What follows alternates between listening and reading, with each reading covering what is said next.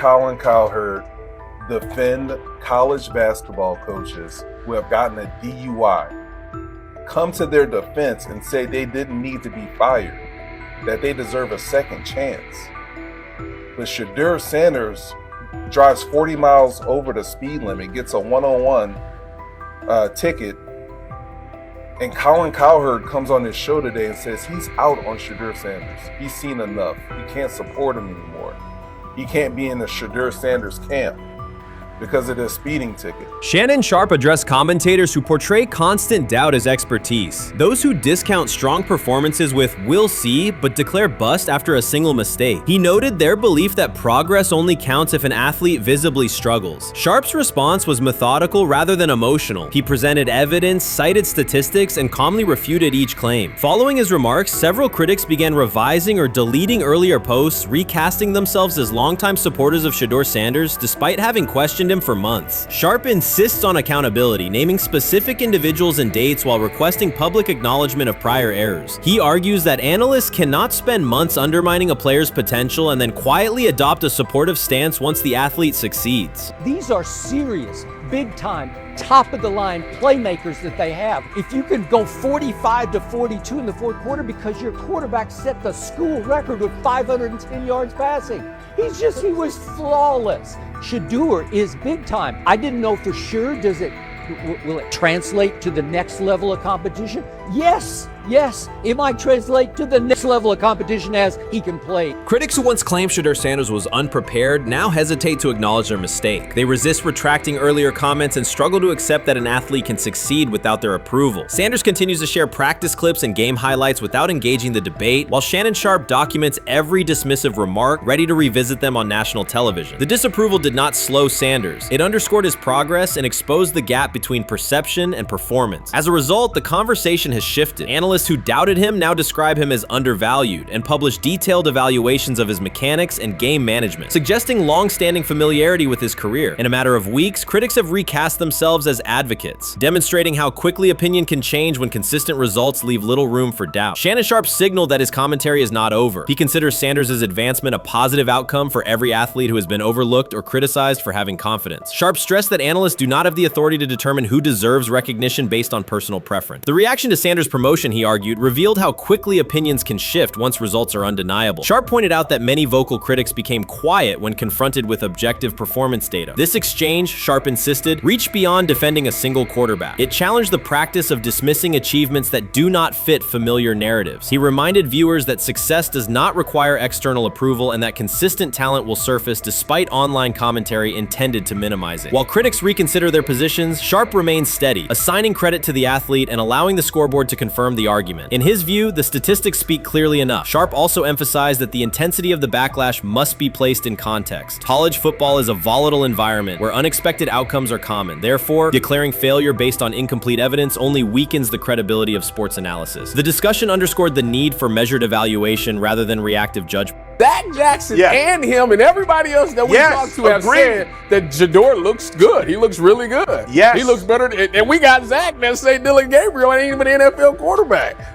It's true. So how is it that this man can't get a rep with the ones, but that non-NFL quarterback can? We all what agree with sense that. does that make? Some observers now claim that recognizing Shedeur Sanders' strong performance undermines football's traditional standards, even though they previously argued he received coverage only because of his father. Faced with Sanders' current statistics, those critics are searching for explanations that fit their earlier narrative. The data have always been clear. Their earlier objections ignored that fact. Shannon Sharpe is openly highlighting this reversal, comparing past negative remarks with Sanders' recent 400-yard games to demonstrate the gap between criticism and evidence. Sharpe did not force these commentators to backtrack. He simply displayed their earlier claims alongside Sanders' results, allowing the contrast to speak for itself. Grab hold of the starting job. Yes, but I don't think we're going to know which one until we get deep into August. Now, I think we tracked the reps everybody was getting at practice throughout the OTAs and minicamp. But when you talk to people there, they just want to make sure everybody got what they needed. And that, Kenny Pickett, we find out if he has the goods to be the starter. Joe Flacco, they back him off a little bit. He's 40. He may not need as much. the rookies, Shedeur Sanders and Dillon Gabriel, what do they need to learn to make the transition from the college game to the pro game? That's what the spring was about for the Browns quarterbacks. Now, Shedeur Sanders has moved from social media celebrity to on-field standout, and ESPN now lists him among its first-team candidates. Reactions are split. Some fans are impressed while others are skeptical. Whether this reflects Deion Sanders' long-term strategy or simply Shedeur's rapid development, the story is drawing widespread attention. Here's a look at what led to this moment. They never planned on taking him. The problem is, like Ocho Cinco said, you got somebody that has endeared himself to the locker room. And guess what? The difference between him and Tim Tebow, the biggest one, is he can play. He can throw the ball. Tim Tebow running around being an H-back. He can throw the ball. And he's done everything he needs to do. He ain't saying nothing. He ain't rocking the boat. He ain't mad about the reps. He ain't mad about none of that. All the people out there want to see is this, like Tyver said earlier. We want to see what he can do with Jerry Jeudy. Online reactions are sharply divided. Some fans strongly support Sanders, while others argue he is overrated. Traditional analysts cite statistics and claim his recognition comes mainly from his father's name. Sanders supporters are actively celebrating his rise and already predicting a future NFL career. Sports media outlets have made his candidacy a central topic of debate. The discussion now extends beyond statistics and victories to include his marketability, public image, and on-field presence. Sorry, is Shedeur Sanders going to get a chance to win this job? Do you believe he gets a legit shot to win this job? Listen, I think, first of all, the action's going to really start in training camp. Like, forget all the OTA stuff. You don't win a job in OTA. The real action starts in training camp. And just like Shedeur said, during the mini camp, when it's time to take your reps, you got to make the most of it. Because I think early on, there's going to be a lot.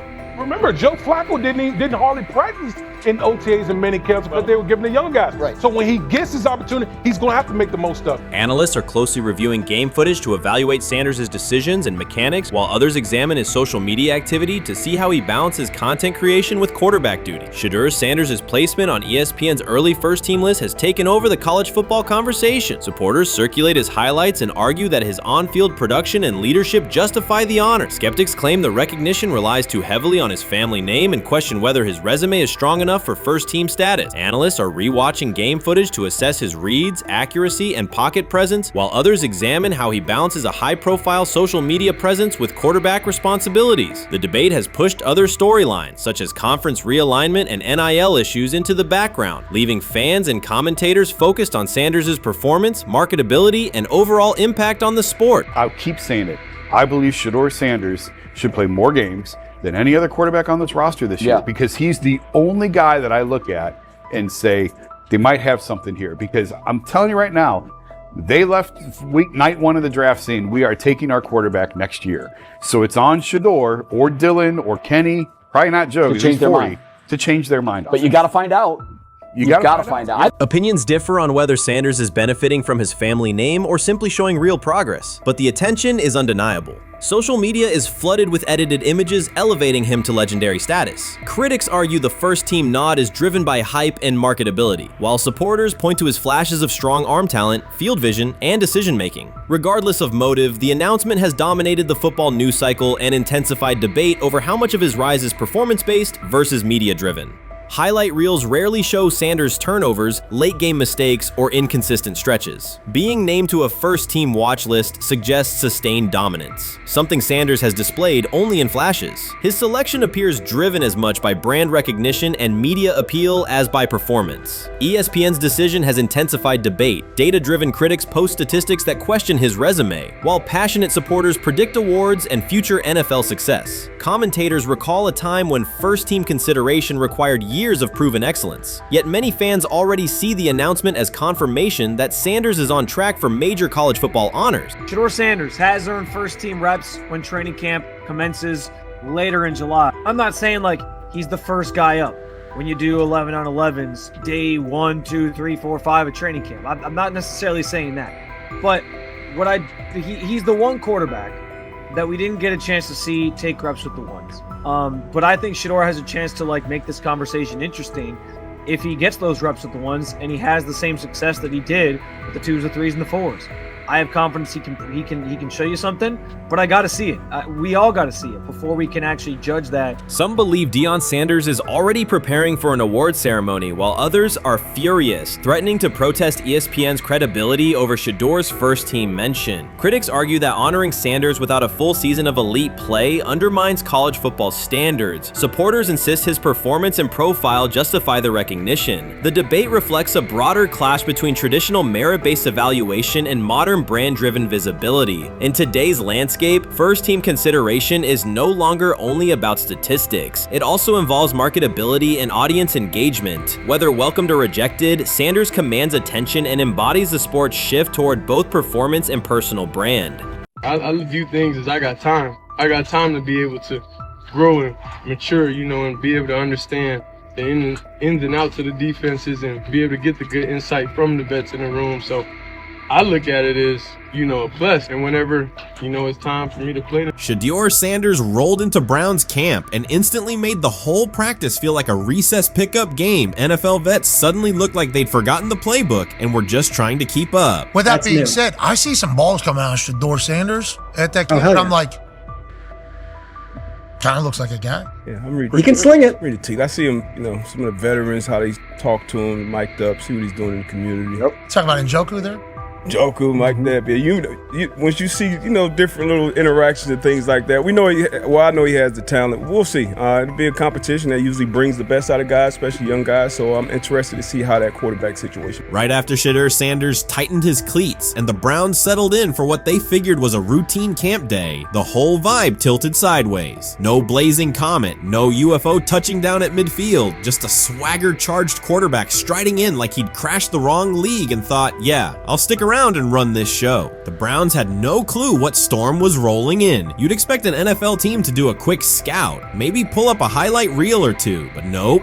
They greeted Shedeur with a shrug, only to watch him seize the field on snap one and run the whole operation like a seasoned pro. First and foremost, he's been the best quarterback in camp. Now look, Joe Flacco ain't had many opportunities. There was a whole day I saw he didn't throw the ball at all. Here's my theory on the situation. They already know who's starting in the number 2 is. They already know. Joe Flacco and Shedeur Sanders is already locked up. You're missing the boat, people. You're missing the boat. Your boy, Kenny Pickett and Dylan Gabriel, they're fighting. Shedeur didn't merely clock in, he hijacked the session. One moment he's loosening his arm, the next he's roasting veteran QBs like faded names on busted draft boards. Defensive coordinators everywhere had the same gut punch reaction.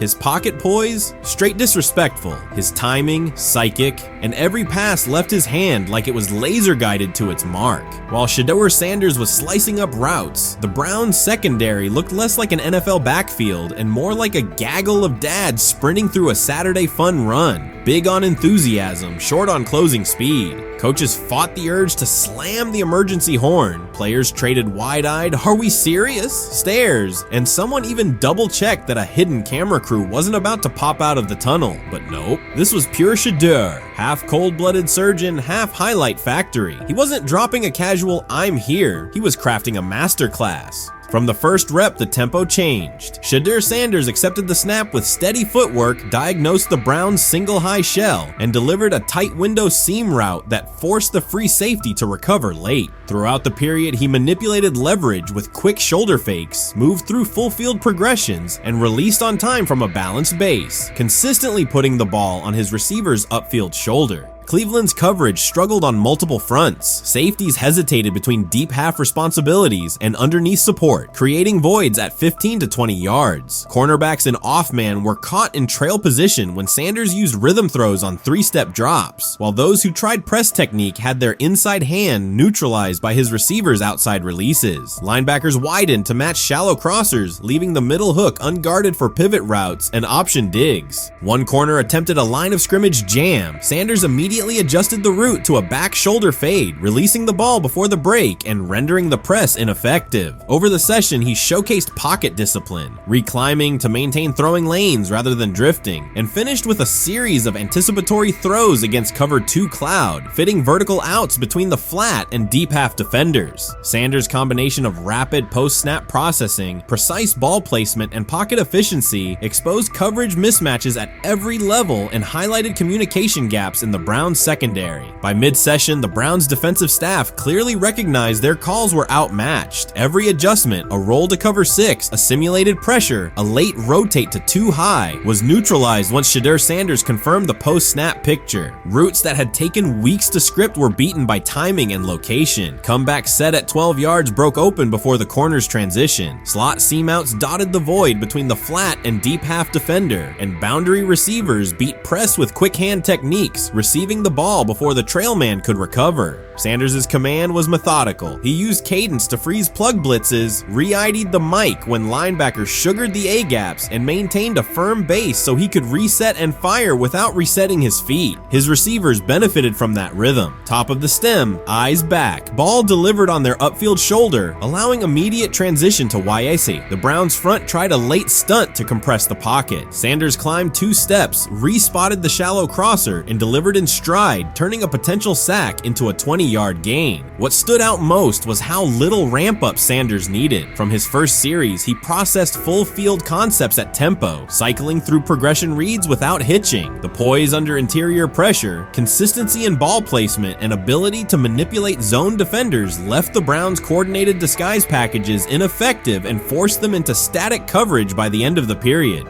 In short, Sanders' efficient mechanics, rapid processing, and anticipatory accuracy rendered Cleveland's defensive game plan ineffective at every level, from pre-snap disguise to post-snap spacing. Imagine there's many people that think Dylan Gabriel's a better quarterback than Shedeur Sanders. I don't care where they were drafted. And if the Browns are the one team that thinks that, then I'm going to suspect it's not true. They don't know what listen, they're doing. I every quarterback evaluation for 30 years. Right. I never root against anybody. Yeah. But I'd be surprised if Dylan Gabriel's ever a legitimate starting quarterback for the Cleveland Browns. I'd be surprised. I just don't think. Well, then it is a wasted pick because you took him in the top 100.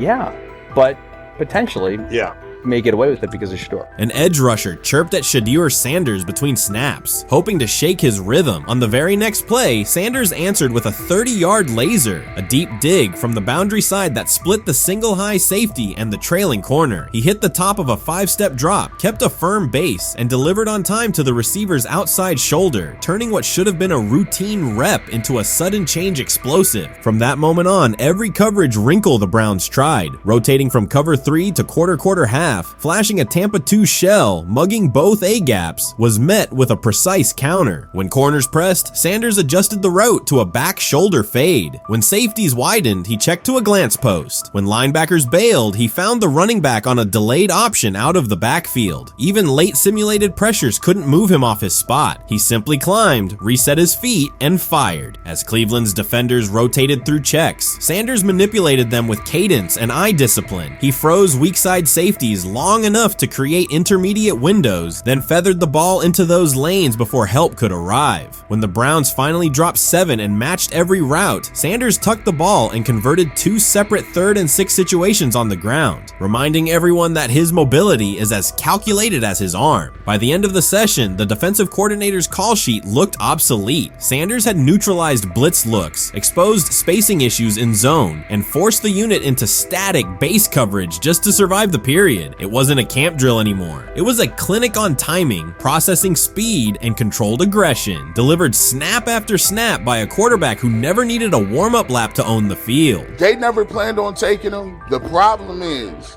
like Ocho Cinco said, you got somebody that has endeared himself to the locker room. And guess what? The difference between him and Tim Tebow, the biggest one, is he can play. He can throw the ball. Tim Tebow running around being an H-back. He can throw the ball. And he's done everything he needs to do. He ain't saying nothing. He ain't rocking the boat. He ain't mad about the reps. He ain't mad about none of that. All the people out there want to see is this, like Tyler said earlier. We want to see what he can do with Jerry Jeudy. That's it. I want to see what he can do with David Njoku. I want to see him with Junkins. I want to see him with the first running backs. If you are cooking, if you are beating down the doors with the 3s and 4s, guess what?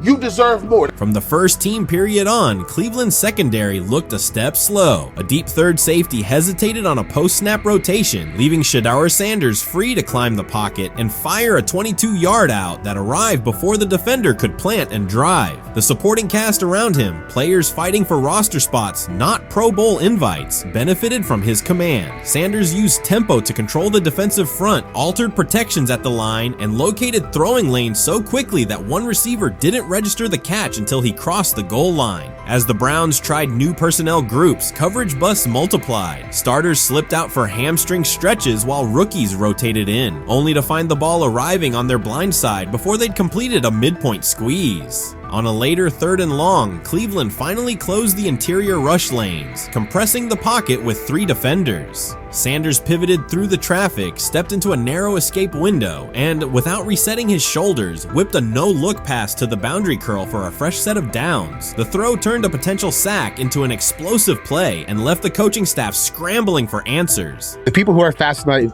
by Shedeur for whatever reason, whether it's his play, I guess, last year was kind of fun. If you're just like a guy who grew up like loving Deion Sanders and passed that love on down to your kids, I can see why you're like that.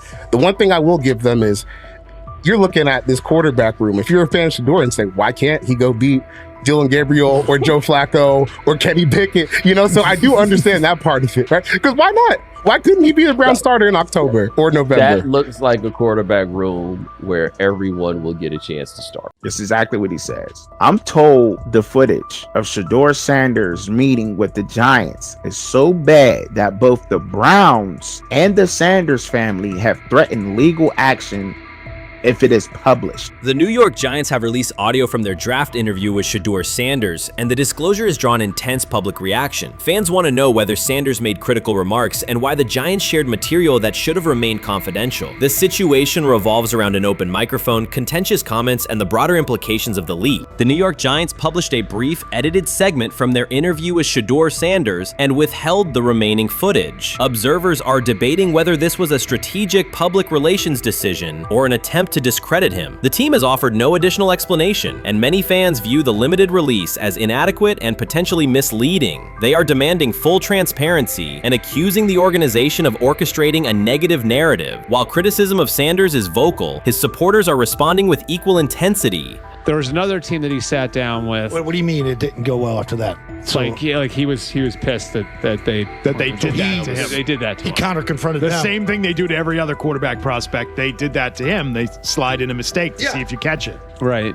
And so because you're the quarterback. But he didn't take it as a correction. He took it as like he got pissed off. Yeah, and it's like so here's another one. So another one was, he throws a bad interception, and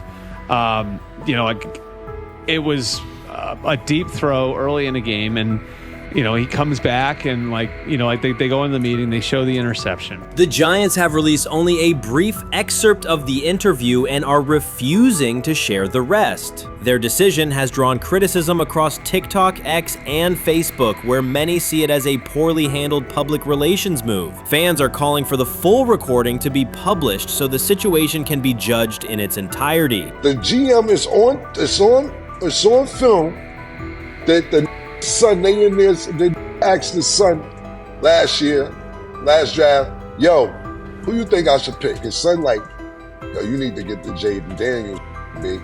This is what his son, it's on tape. You should go Jaden Daniels. He laughing at his son. And all right, cool, get Jaden Daniels. I don't even know how that tape got out. I wouldn't have let the get out. Shedeur Sanders appears unfazed by the situation. Although the Giants suggested he was more hype than substance, their handling of the interview has instead elevated his visibility. Analysts across major sports outlets are now discussing him more than before, keeping his name prominent in the news cycle. New York Giants, where these tapes at? You hear me? Because if Shedeur Sanders was so unprofessional, y'all would have leaked the tapes for the whole world could see, right? Cause understand, it's a lot of he say, she say. But one thing I do know, as a young black man growing up in this world, being straightforward and not sugarcoat anything. The Giants' PR team appears to reject Sanders' family connection outright, a decision many view as unprofessional and lacking nuance. Internal discussions seem to have dismissed quarterbacks with prominent relatives as poor fits for the organization, revealing limited awareness of public perception. The response was swift. A single edited clip ignited widespread debate on social media, with fans asking why essential segments were held back and what the team might be hiding. Critics argue that if the full interview contains nothing damaging, the club should release it in its entirety. Online discussion intensified immediately and continues to gain momentum. What they do during the film and the combine and the meetings is teams will install mistakes intentionally planted in the install, and they want you to catch them. Shedeur didn't, and when a coach called him out, once again, it didn't sit well. It's like, bro, there's not many teams needing quarterbacks, especially since Pittsburgh appears to have a deal with Aaron Rodgers and Tennessee's getting Kale Moore. The Giants' decision to withhold the full interview has produced an unintended result. Instead of diminishing interest in Shedeur Sanders, it has intensified it. Media outlets and analysts are now examining every on-field rep, press comment, and public appearance as evidence of how he conducts himself under scrutiny. Each throw, adjustment, and answer is tracked and evaluated against league standards, reinforcing the view that he remains composed and professional. Many fans contend that the organization has misrepresented Sanders and suggest the issue may stem from the Giants' view of his father, Deion Sanders.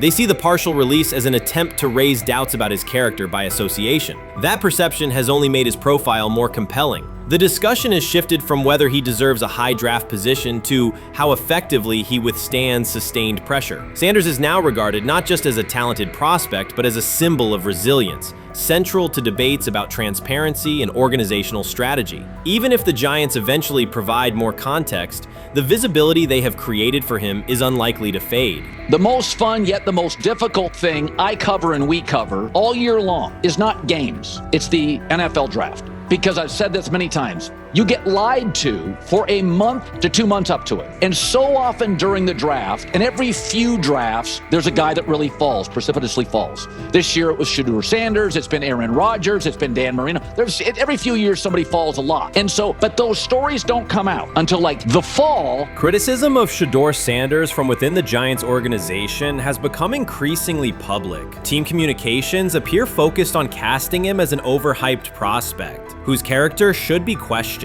a narrative that seems aimed at shaping opinion rather than assessing performance. Yet each selective release or negative remark has instead amplified attention on Sanders and elevated his reputation. Efforts to confine him to a narrow, unfavorable image continue to produce the opposite effect, reinforcing his position as an underdog who endures external pressure. The debate has shifted from football analysis to broader concerns about narrative control and transparency. Fans, reporters, and online communities are still urging the Giants to publish the full interview, arguing that only complete context can resolve speculation. The organization's refusal to comply has intensified scrutiny and led many observers to conclude that the team underestimated public reaction and now faces questions it could have avoided with full disclosure. The tapes, the New York Giants have the tape. They definitely have the tape.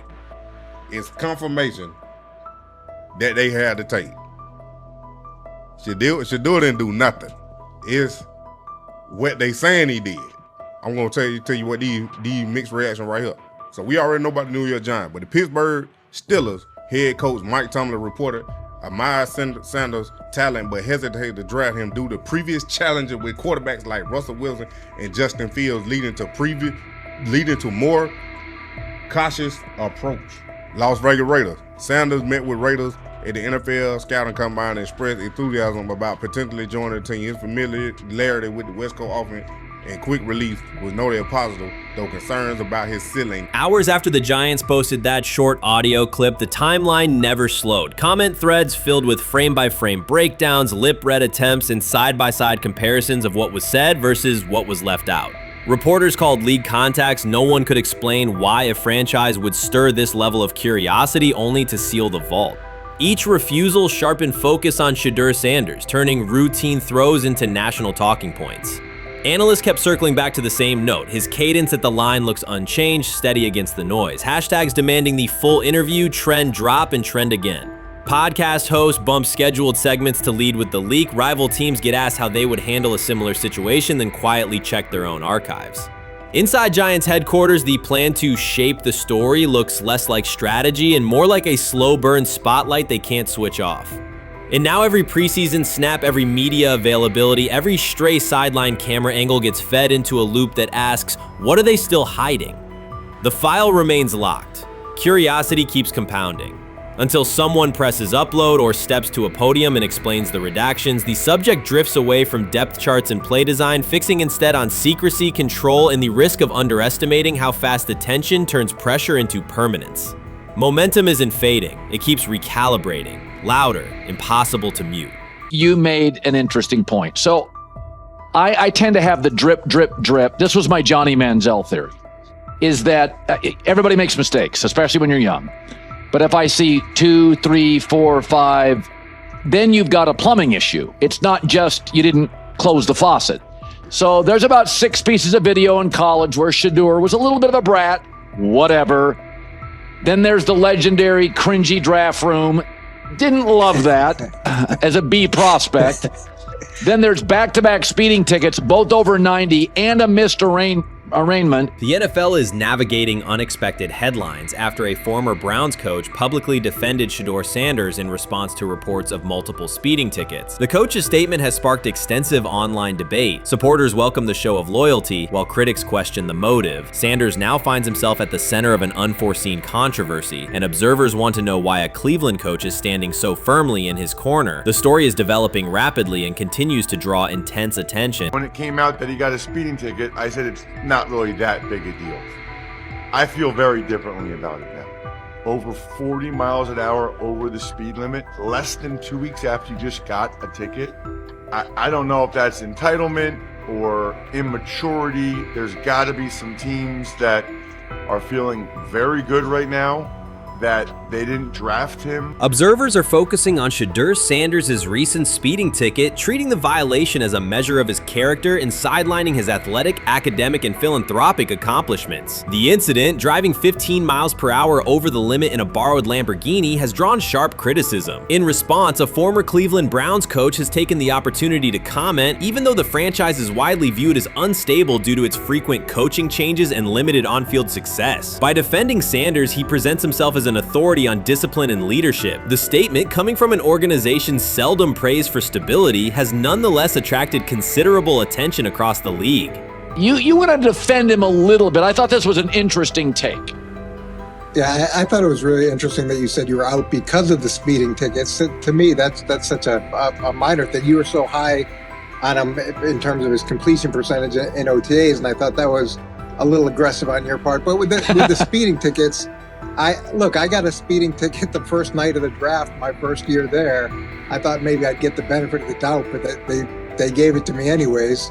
As soon as the former Browns coach defended Shedeur Sanders, social media erupted with commentary, resembling the volume of draft night coverage. Posts and opinions appeared within minutes, and criticism escalated rapidly. Detractors amplified Sanders' minor speeding violation, while supporters argued that such reactions were disproportionate to a single traffic citation. Shedeur Sanders received 2 speeding citations, and the minor traffic issue quickly drew national attention. Before considering the former Browns coach's response, it is useful to clarify the facts. Sanders, son of Pro Football Hall of Famer Deion Sanders and a current college quarterback, was twice ticketed for exceeding the limit while driving a high-performance vehicle. Commentary on social media escalated rapidly, with critics framing the incident as a significant character concern, even as the league has historically tolerated far more serious legal transgressions. Stepping into the debate, a former Cleveland Browns coach, best known for a tenure filled with losses and contested decisions, issued a strong public defense. He argued that 2 speeding tickets should not define Sanders' reputation or overshadow his on-field talent and community work, urging a balanced assessment of the player's actions. I don't love it from a 5th-round draft pick. I don't love that it happened multiple times, but I do think that this is the first time he's been away from his dad, and there's gonna be some growing pains now. Would I sell my stock on it like you are? Not because of a couple speeding tickets, especially in light of the problems that Brown's quarterback room has had to deal with legally in the last few years. I mean, this This is nothing. The debate quickly shifted from 2 speeding citations to broader claims about integrity, growth, and leadership. The former Browns coach framed the infractions as moments for personal development and urged observers to view them in context. Critics responded forcefully. Some called for disciplinary action, others questioned Deion Sanders' parenting, and a few sought to discredit the coach himself, despite his professional record already being widely analyzed across the league. The reaction underscores an apparent inconsistency in public standards. Fans often overlook on-field confrontations, heated sideline arguments, and other significant controversies, yet they treated Sanders' routine traffic offenses, speeding without evidence of reckless endangerment, as indicators of serious character flaws. If such minor violations were adopted as the primary measure of morality in professional football, many players would face similar criticism. Sports media amplified the story almost immediately. Television panels dissected Shedeur Sanders' decision-making, treating 2 speeding tickets as indicators of deeper character concerns. Networks aired detailed segments under banners such as red flags and road rage, repeatedly questioning whether the citations might affect his draft evaluation. Although Sanders is already regarded as a first-round prospect, analysts emphasize that NFL teams value discipline and legal awareness when forming final assessments. Many commentators overlook the fact that other high-profile players have faced more serious offenses without similar scrutiny. Throughout the coverage, the former Browns coach defended Sanders, portraying him as a talented quarterback subjected to disproportionate criticism in a culture that expects near-perfect conduct. His argument was thorough and methodical, asserting that the traffic violation should not overshadow Sanders' skills, work ethic, or future potential. Commentators point out that the coach's intervention was not entirely selfless. He recognized the publicity potential. One day he was an overlooked figure from a struggling Browns era, the next he was a trending name across sports media. The discussion quickly expanded beyond Sanders' speeding citations to questions of image management and narrative control. Critics demanded disciplinary measures, public apologies, team sanctions, and formal statements, yet their objections seemed directed less at the traffic infractions themselves and more at Sanders' high profile, confidence, and resistance to traditional expectations. In practical terms, Sanders' brand remains intact. The coach secures renewed relevance, and the episode supplies another headline in the ongoing story of modern football. The next time Sanders is seen in a high-performance car, the debate will likely reignite, focused not on speed limits, but on the broader culture of the league. Meanwhile, new voices continue to join the conversation. Broadcaster Colin Cowherd has already weighed in, offering his own reassessment of the incident and its broader implications. Breaking news, Shedeur Sanders last night was pulled over going 100 miles per hour. All right, he clocked 101, 41 miles an hour over the speed limit in Cleveland. He will have the opportunity to fight the ticket in court. Now, I'm not exactly sure where he was pulled over, whether or not that it was in Ohio or whether or not that it was in his home state. But typically when you're going 40 over, that's flirting with the line of reckless driving.